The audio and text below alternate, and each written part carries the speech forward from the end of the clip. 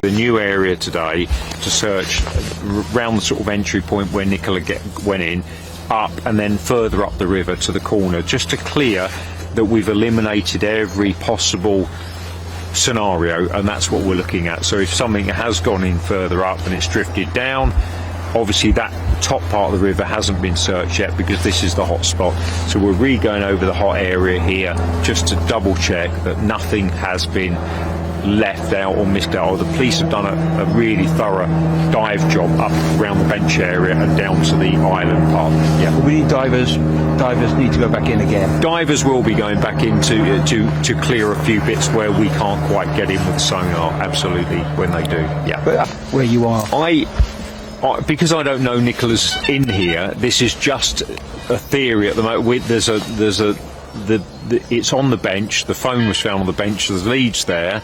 And normally she would be found by now if she was there, and that's still my view. You know, it's a difficult one.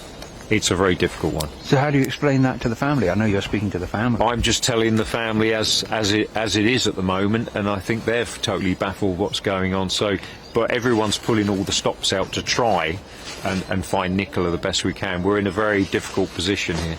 So once we've completed all our searches on this length of river, as thorough as we can do it, so I can rule everything out, then I'll be happy that we can return home.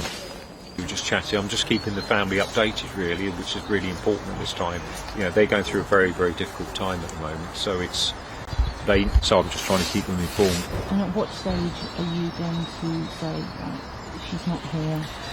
In this section of river, over the next couple of days, I can sort of say that, you know, she's not in this part of the river, but it's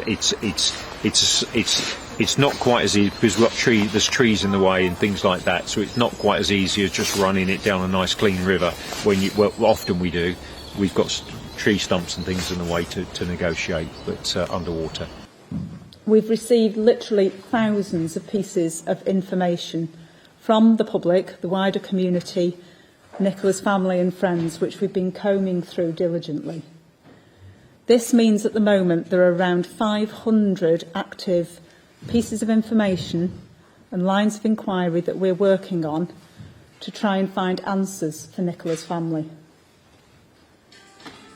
We have a team of 40 or so detectives under a senior investigating officer working daily to comb through this enormous amount of information.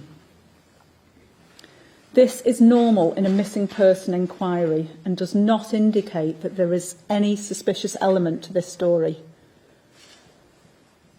The inquiry team remains fully open-minded to any information that may indicate where Nicola is or what happened to her.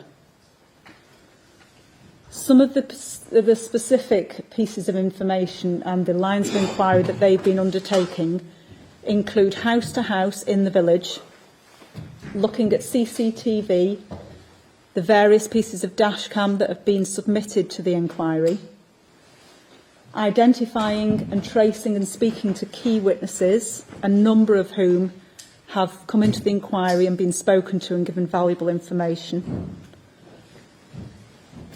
Digital and telephony, this includes Nicola's Fitbit and her mobile phone, which has been fully examined. And we've now identified around 700 vehicles that drove through the village on that morning, on the 27th of January at around 9:10, 9:15. And we're in the process of speaking to all of those drivers to try and find out if they have any dashcam footage, what they saw on that day, or anything else that may be of value to the police inquiry. We remain very grateful to all of our partners and the wider community for the help they've given.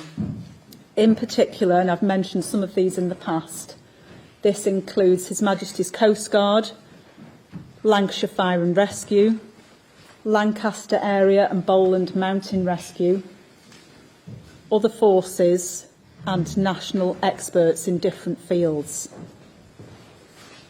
as well as the Specialist Group International, or SGI, who have offered their assistance to the family free of charge and have been working under the direction of our local police search teams to help us.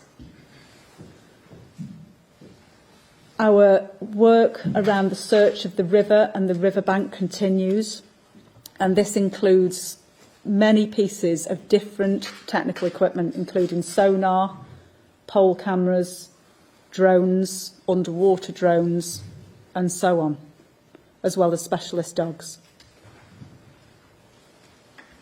As I said on Friday, the river is a complex area to search. It's not a still water, it's a fast-flowing, moving water that is tidal in parts. And as acknowledged by some of the many national search advisors and experts that we've been consulting throughout, this makes it particularly complex.